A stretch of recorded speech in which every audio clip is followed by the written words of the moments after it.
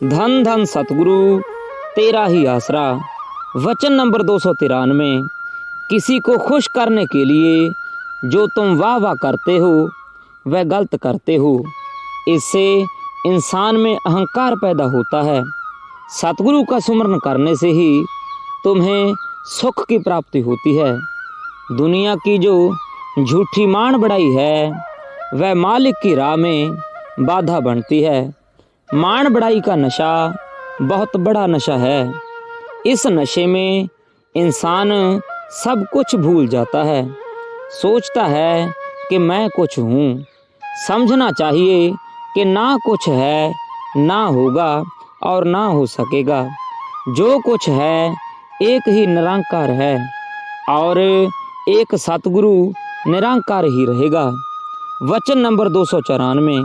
ए बंदे, तू मन की इच्छाओं को तो पूरी करता है परंतु सतगुरु की इच्छाओं की ओर ध्यान नहीं देता।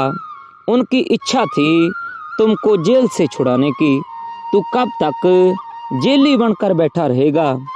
तू उस पूर्ण सतगुरु का ध्यान कर ताकि इस जेल से छुटकारा मिल सके। तन रूपी घर में जो प्रभु बैठा है तो उससे क्यों नहीं मिलता? वचन नंबर 295। हट्टी खुली सतगुरु दी सौदा करे कोई नसीबा वाला। तूने अपने जीवन में सच्चा सौदा ना करके उस प्रभु को नहीं रिझाया।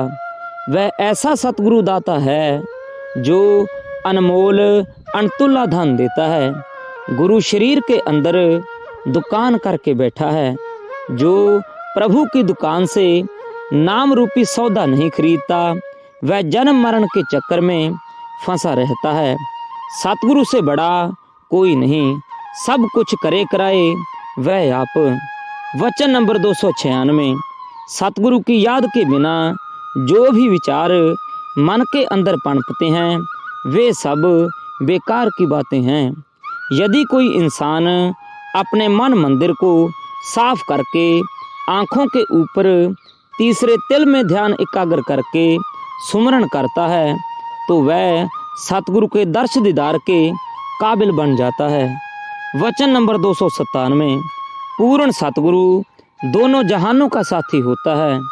वह इंसान को निज धाम ले जाने के लिए रास्ता दिखाता है और अगर यह उस इशारे को समझ ले, दृढ़ विश्वास कर नाम शब्द प्राप्त करे तो भव सागर से पार हो सकता है। सतगुरु सर्वसमर्थ है। वह चाहे तो सारी त्रिलोकी को एक पल में सचखंड ले जाए, लेकिन मालिक की दरगाह का यह कानून है कि काल के इस देश को तोड़ना मंजूर नहीं।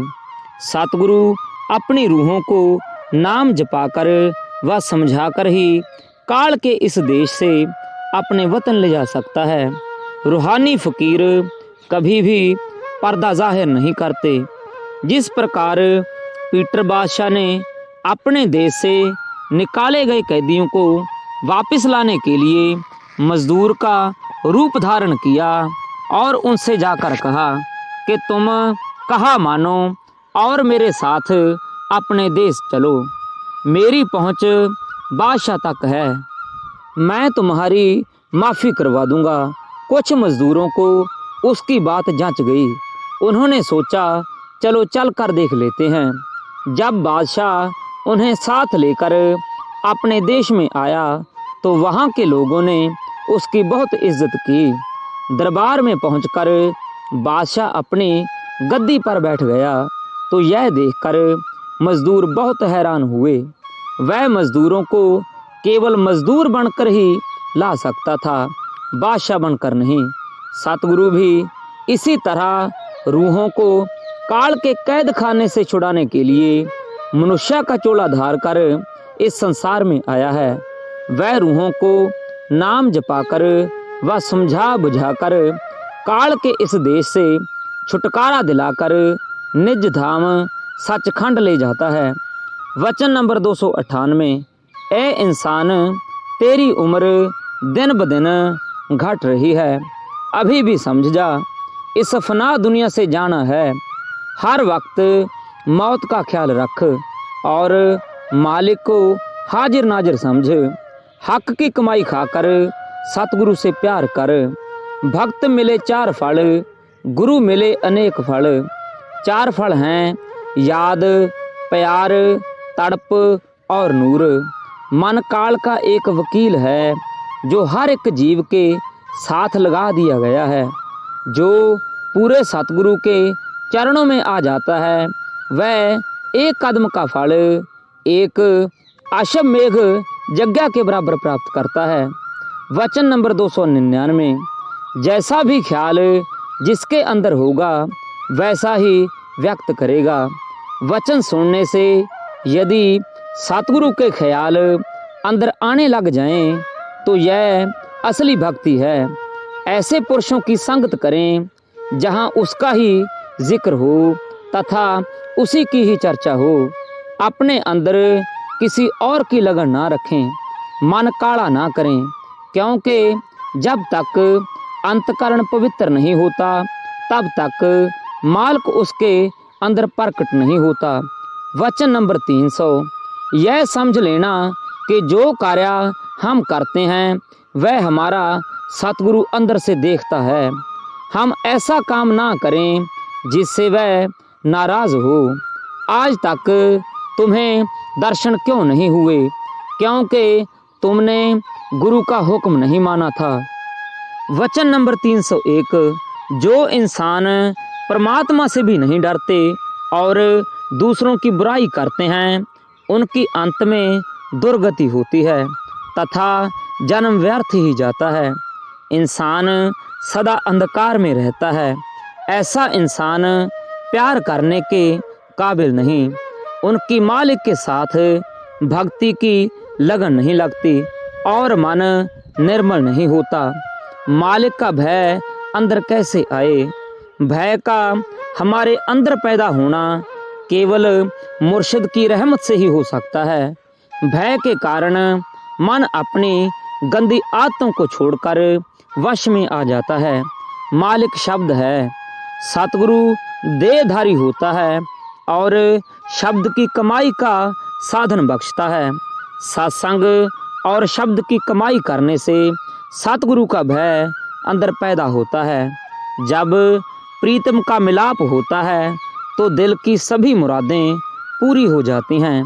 जिसको रात के समय सुमरन के करने के गुण का पता चला उसका दिल नूरो नूर हो गया। वचन नंबर 302। सतगुरु ने जिससे जो काम लेना है ले लेता है। तू अपने दिल में यह विचार कर कि अपना शरीर दुनियादारी में लगाना है या अपने सतगुरु के लेखे लगाना है। ऐ इंसान, तू अपना वतन छोड़कर मिट्टी की देही के साथ प्रीति करके बैठा है। अपने आप को संभाल। तुम्हारे वतन से तुम्हारा सतपुरुष सतगुरु का रूप धार कर तुम्हें लेने आया है। तू अभी अपने मन को उठते बैठते लानते मार के चल चले अपने वतन को। अब हम भी गुरु का इश्क और प्रेम करें। कुफर दीन ईमान से कोई गर्ज ना कर और मुर्शिद को हाजिर नाजिर समझ। वचन नंबर 303। इंसान के लिए सबसे अच्छा कर्म धर्म, शक्ति, दान, पुण्य सतगुरु है और जो नाम के बारे में कहा जाता है वह भी सिर्फ सतगुरु ने ही देखा है। वचन नंबर 304। तुम पैसों से कॉलेज खोलकर समाज का कल्याण करते हो, परंतु सच्चा सौदा में आत्मा का कल्याण होता है। इधर रूहानियत की पढ़ाई करवाई जाती है और जो अपनी आत्मा का कल्याण नहीं कर सकता वह किसी का क्या कल्याण करवाएगा। सच्चा सौदा के रूहानी कॉलेज में रूहानियत की सच्ची सेवा की जाती है। स्वार्थी सेवा तो इंसान अपने स्वार्थ के लिए करता है जिसमें उसे गर्ज होती है। वचन नंबर 305। क्या तुम्हें पता है कि इस मकान अर्थात शरीर की कितनी कीमत है? और फिर यह भी पता नहीं कि पूरा हो या ना हो। पूरा हो भी जाए तो शायद ज़्यादा देर ना रहे, क्या तुम्हें पता है कि तुम्हारे इस मकान ने कब टूटना है? वह दिन ज़रूर आना है, चाहे कोई राजा है, चाहे कोई गरीब है। जो सतगुरु का भजन सुमरण करता है, सतगुरु हर वक्त उसके साथ रहता है, इस दुनिया में भी और उस दुनिया में भी। मौत के समय सतगुरु लेने आता है। रूहानियत के कॉलेज में आत्मा के कल्याण की पढ़ाई करवाई जाती है। धन धन सतगुरु तेरा ही आसरा।